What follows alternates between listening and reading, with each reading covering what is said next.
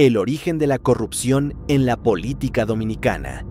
Hablar de corrupción en la República Dominicana es hablar de una herida que sangra desde los cimientos mismos de nuestra historia nacional. Desde la fundación de la República, en 1844, los ideales de independencia y soberanía se vieron rápidamente empañados por la ambición desmedida, el clientelismo político y la lucha por el poder personal.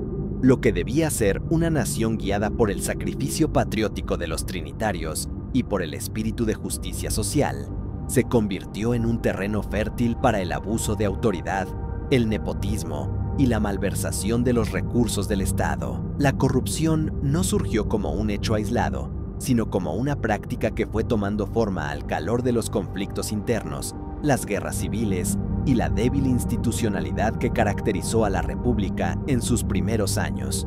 El nacimiento de la corrupción política dominicana tiene raíces profundas en el desorden administrativo, heredado del periodo colonial.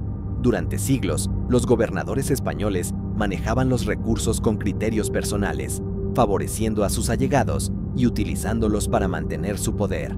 No existían mecanismos de control ni transparencia, y el ejercicio del poder era visto como un privilegio, no como un servicio público. Con la independencia, esa mentalidad no desapareció, se transformó, adaptándose a las nuevas estructuras republicanas.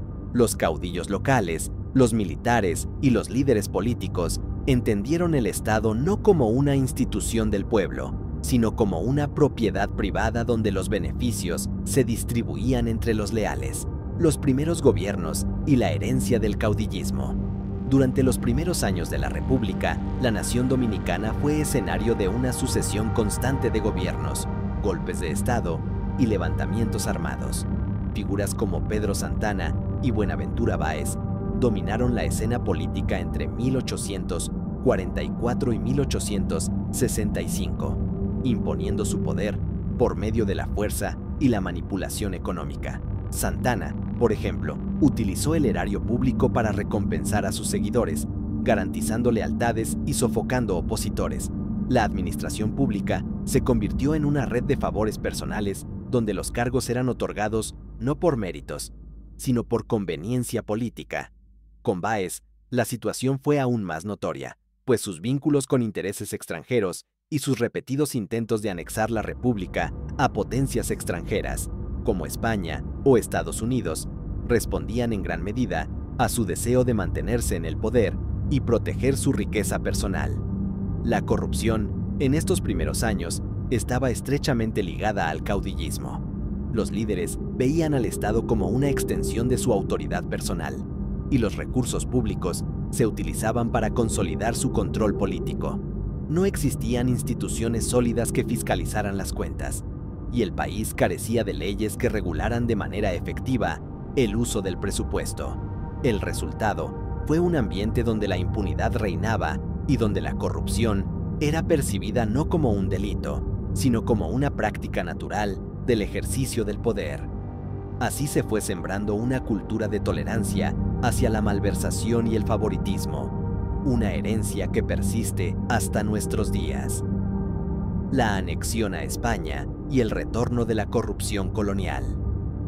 La anexión de la República Dominicana a España en 1861 representó un retroceso monumental no solo en términos de soberanía, sino también en materia de transparencia y administración pública. El regreso del dominio español trajo consigo la misma corrupción institucional del pasado colonial, favoritismos, sobornos y una burocracia que respondía más a intereses personales que al bienestar del pueblo. Muchos de los que apoyaron la anexión lo hicieron movidos por ambiciones económicas y promesas de poder. Los cargos públicos se convirtieron en recompensas políticas, y los recursos de la nación fueron utilizados para mantener la estructura de dominación. Tras la Guerra de la Restauración, 1863 a 1865, el país quedó devastado económica y moralmente. Los restauradores, aunque heroicos en su lucha por la libertad, heredaron un Estado empobrecido, desorganizado y lleno de deudas. La reconstrucción nacional se convirtió en una oportunidad para el enriquecimiento ilícito de algunos líderes militares y políticos que aprovecharon el caos para acumular poder y fortuna. Las donaciones extranjeras, los préstamos internacionales y los recursos de la reconstrucción fueron mal administrados, marcando así el comienzo de un patrón de corrupción que se repetiría en cada etapa de crisis del país: la utilización de fondos públicos para fines privados. El siglo XIX tardío y la institucionalización del soborno. Hacia finales del siglo XIX, la corrupción en la política dominicana alcanzó un nivel más estructurado. Durante los gobiernos de Ulises Herró, conocido como Lilis, la corrupción adquirió una dimensión sistemática. Herró controló la economía nacional mediante una red de espionaje político y manipulación financiera. Su régimen, que duró más de 2 décadas, 1887 a 1899, se sustentó en una compleja red de sobornos, monopolios estatales y endeudamiento externo. Lilis utilizó los fondos del Estado como si fueran propios, concediendo contratos y privilegios a empresarios que le eran fieles y reprimiendo con brutalidad a todo aquel que se atreviera a denunciar sus abusos. Bajo su mandato, la corrupción dejó de ser un acto individual y se transformó en una política de Estado. Lilis creó una maquinaria política donde todos los sectores, desde los militares hasta los comerciantes, estaban comprometidos en una cadena de favores y corrupción. Esta práctica consolidó la idea de que el ascenso político era una vía rápida hacia la riqueza personal. Los mecanismos de control eran inexistentes y la población, sometida al miedo, no tenía posibilidad de reclamar. La caída y el asesinato de Herró en 1899 dejaron al descubierto una nación quebrada, endeudada y moralmente exhausta, donde la corrupción se había convertido en una práctica normalizada. La ocupación estadounidense y la corrupción institucionalizada. Con la llegada de las tropas estadounidenses en 1916, la República Dominicana entró en una nueva etapa de su historia política y económica. Aunque los interventores justificaron su presencia bajo el argumento de estabilizar la nación y garantizar el pago de la deuda externa, la ocupación trajo consigo una profunda transformación en la forma en que se administraba el Estado. Los norteamericanos impusieron una estructura burocrática más organizada, pero también establecieron un sistema de poder donde los intereses económicos extranjeros dominaban las decisiones nacionales. Este control externo fue el terreno ideal para la formación de una nueva clase política que aprendió a negociar con el invasor, beneficiándose económicamente a cambio de mantener la paz y el orden. Durante esos años, 1916 a 1924, muchos dominicanos vieron en la ocupación una oportunidad para enriquecerse mediante contratos, concesiones y favores del gobierno militar estadounidense. Surgió así un nuevo modelo de corrupción, más sofisticado, menos visible, pero igual de perjudicial. No era ya el caudillo quien robaba abiertamente del Tesoro Nacional, sino una red de intermediarios que se beneficiaba de los privilegios del poder. Cuando la ocupación terminó, el país había heredado una aparente institucionalidad moderna, pero también una cultura administrativa que mezclaba la dependencia económica con la manipulación política. Las raíces de la corrupción moderna estaban oficialmente sembradas. La dictadura de Trujillo, el Estado como propiedad privada. Si hay un periodo en el que la corrupción alcanzó su forma más estructurada, fue durante la dictadura de Rafael Leónidas Trujillo Molina, 1930 a 1961. Trujillo convirtió al Estado en una extensión de su patrimonio personal. Su fortuna, una de las más grandes de América Latina en su tiempo, fue construida a costa de los recursos públicos, el abuso de poder y la explotación de las instituciones del Estado. Todo lo que existía en el país, desde los ingenios azucareros hasta los medios de comunicación, pasando por las tierras y los bancos, podía ser comprado o expropiado por el dictador bajo cualquier pretexto legal. El control político, militar y económico que ejercía sobre la nación eliminó cualquier tipo de fiscalización o rendición de cuentas. Trujillo instauró un sistema de corrupción piramidal. En la cima, él y su familia se beneficiaban de los grandes negocios estatales. Debajo, sus funcionarios y militares más leales recibían recompensas por su obediencia. Y más abajo, los empleados públicos utilizaban su poder para obtener pequeñas ventajas. Así, toda la estructura estatal funcionaba bajo una lógica de corrupción institucionalizada. Nadie ascendía sin comprar voluntades, ni permanecía en su cargo sin pagar tributo al régimen. La corrupción dejó de ser una práctica oculta y se convirtió en una forma de gobierno. La lealtad, no la honestidad, era la moneda del poder. Lo más perverso de esta etapa fue la manera en que Trujillo manipuló la moral pública. Mientras el dictador se presentaba como símbolo de orden, progreso y disciplina, mantenía en secreto un sistema de enriquecimiento descomunal. El Estado y la familia Trujillo eran uno solo. Este modelo generó una cultura de miedo y silencio, donde denunciar la corrupción era sinónimo de muerte. Por eso, al caer el régimen en 1961, el país no solo quedó liberado de una tiranía, sino también atrapado en un legado de corrupción estructural que aún perdura: los gobiernos post-trujillistas y la corrupción democrática. Con la muerte de Trujillo, la República Dominicana enfrentó la difícil tarea de reconstruir su democracia y sus instituciones. Sin embargo, los gobiernos que surgieron en las décadas posteriores no lograron romper completamente con la herencia corrupta del régimen. El periodo de transición, encabezado por Joaquín Balaguer, estuvo marcado por el control político, el clientelismo y la manipulación del gasto público. Balaguer, hábil estratega y conocedor de las debilidades del sistema, entendió que mantener el poder dependía de distribuir beneficios y favores entre sus aliados. La corrupción volvió a disfrazarse de progreso. Grandes obras públicas, carreteras, puentes y escuelas se levantaban, pero detrás de cada contrato se escondían comisiones, sobrevaluaciones y negocios personales.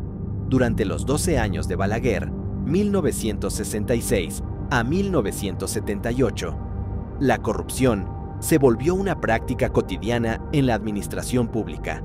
Los cargos eran otorgados por lealtad política y los presupuestos eran manejados sin transparencia. Aunque el país vivió una etapa de desarrollo material, los costos morales y económicos fueron altos.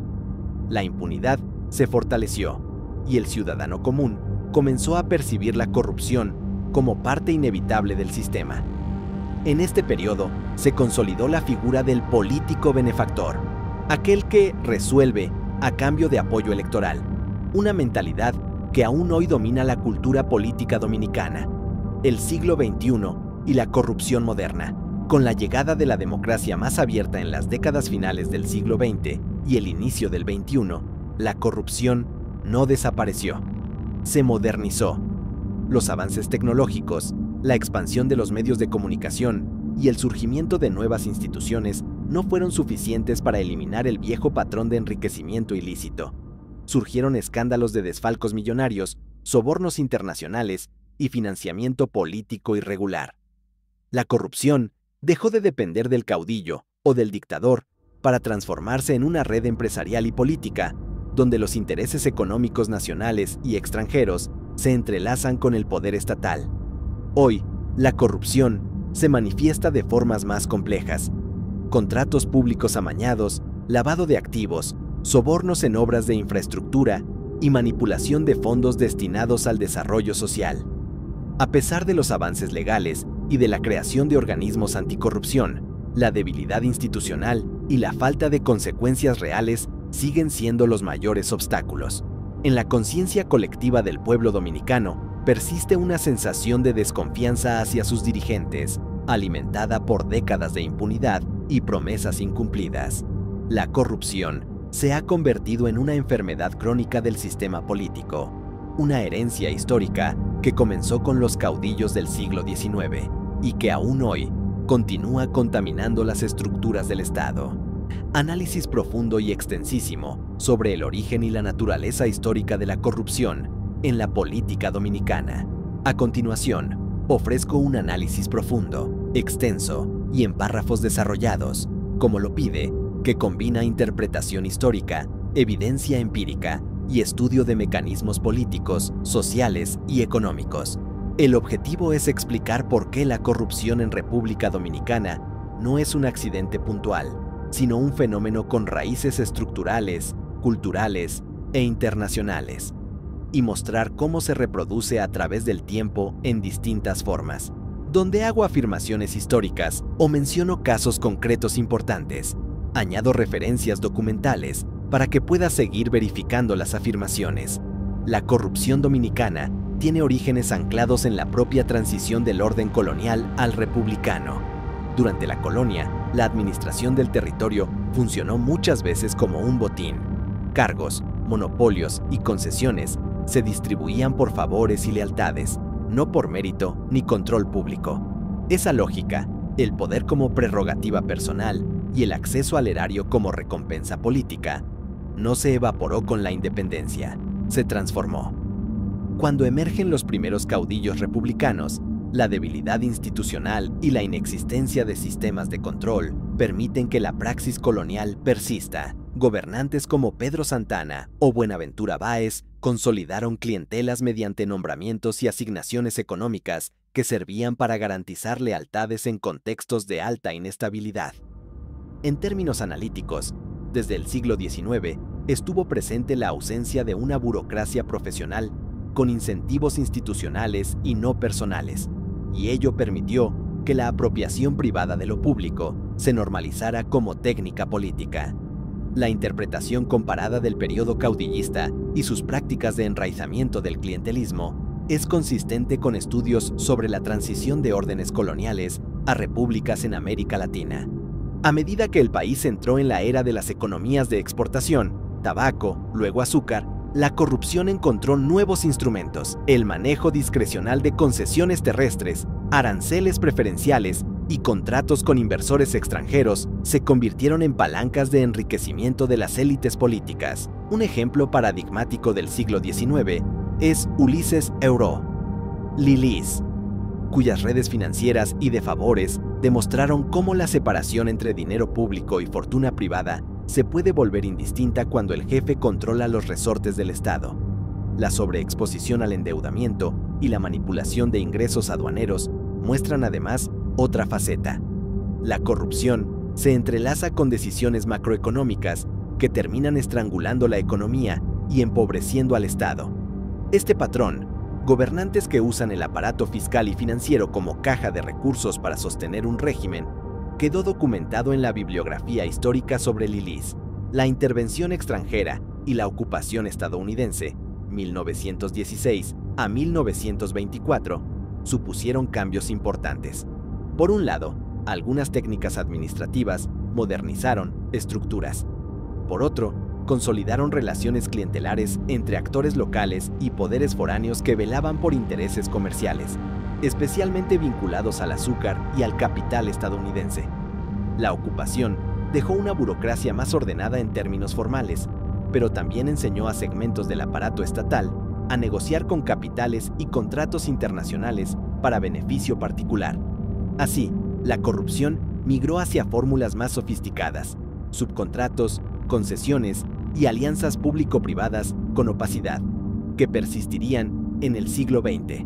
El balance histórico muestra que la ocupación no eliminó la lógica de apropiación privada del Estado, simplemente la hizo compatible con nuevos actores y nuevas modalidades internacionales. La dictadura de Rafael Leónidas Trujillo, 1930 a 1961, consolidó la versión más extrema de corrupción institucional. El Estado convertido literalmente en patrimonio del dictador y su familia. Trujillo acumuló inmensos recursos mediante expropiaciones, control de empresas clave y manipulación de contratos estatales. Además, construyó una pirámide clientelar donde la lealtad se pagaba con concesiones y participación en la renta pública. La corrupción aquí no era un efecto colateral, sino un modo de gobierno. Aún más, el terror y la represión garantizaron silencio y continuidad. Denunciar equivalía a riesgo de vida, dejando pocas vías de control social o judicial sobre el desfalco. El estudio del régimen trujillista subraya cómo la corrupción puede volverse sistémica cuando coincide con la eliminación de contrapesos institucionales y con la monopolización de la economía por parte del poder político. Tras la caída de Trujillo, la transición democrática estuvo permeada por continuidades, estructuras clientelares, militares con intereses políticos y una élite económica acostumbrada a beneficiarse del acceso al Estado. Gobiernos posteriores, incluso aquellos que promovieron obras públicas y modernización infraestructural, como los periodos de Joaquín Balaguer, reprodujeron prácticas de favoritismo, sobreprecios y adjudicaciones amañadas. La explicación es compleja. Las obras públicas sirven políticamente para consolidar apoyo, lo que refuerza el uso del presupuesto como herramienta de poder. El déficit de fiscalización independiente y la captura de órganos de control por intereses partidarios, por su parte, produce un incentivo material y político para mantener la opacidad. En suma, la democratización formal no bastó para romper clientelismos y redes de corrupción. Sin contrapoderes efectivos y sin sanciones creíbles, los incentivos racionales para saquear lo público persisten. En las últimas décadas, emergió una fase transnacional y financiera de la corrupción. Empresas multinacionales dispuestas a pagar sobornos para ganar contratos, caso Odebrecht, redes de lavado y estructuras de intermediación que ocultan flujos privilegiados. El escándalo Odebrecht es paradigmático.